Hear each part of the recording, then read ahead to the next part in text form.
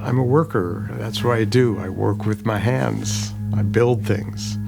So I'm not as strong as I used to be, but I'm not ready to retire and not use my hands anymore. I can't do that. So if they're going to take the property away from me because of what I've done, well, so be it. I can't stop them.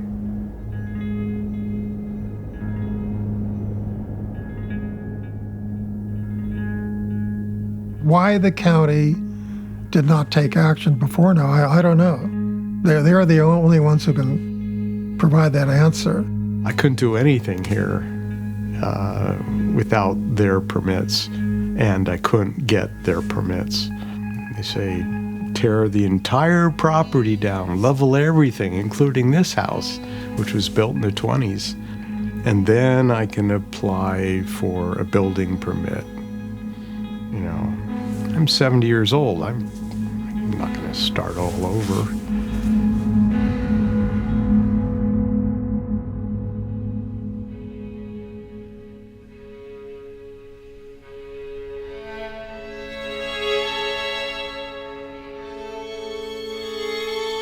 I bought the house walking up the driveway. The realtor said this was the fastest sale he ever had. And I knew that this was the place that I wanted to unpack my bags in.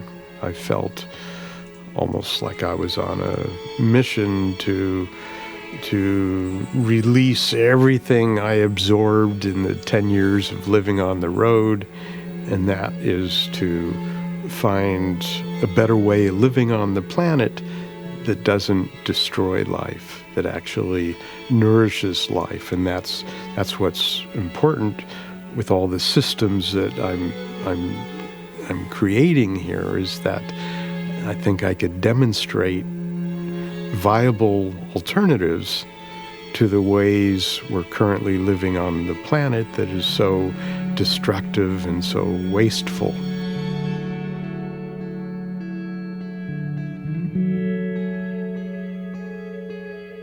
One of the reasons I think it's difficult sometimes for officials to understand these sites is because they do fall through the cracks. They're not necessarily what people think of when they think of art with a capital A. It's not a painting that is in a museum or a sculpture or something that they can kind of wrap their minds around about what that is art.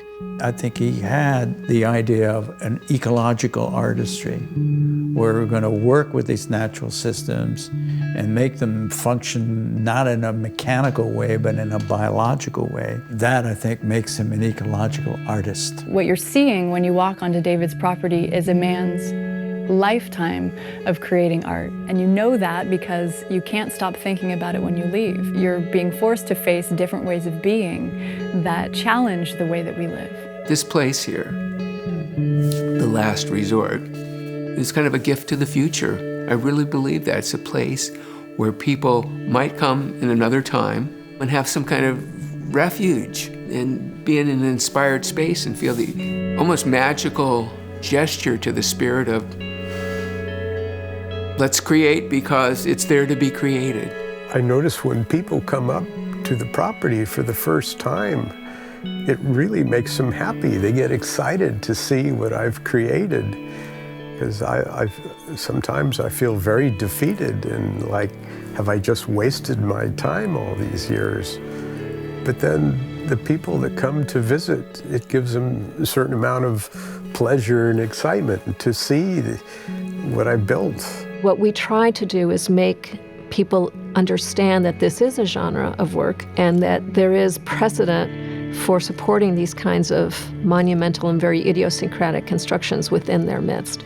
And so we try to get the local community involved. When that happens, because they're voters, the governmental officials will listen. And it's good to have somebody from the outside provide a professional, kind of neutral opinion, but it's really the locals that have to get involved to save the site. It's all politics at this point, and I'm not good at that, you know. I'm a builder. I'm a worker. I was born a worker. I work with my hands. I've worked with my hands all my life. I've always done everything myself.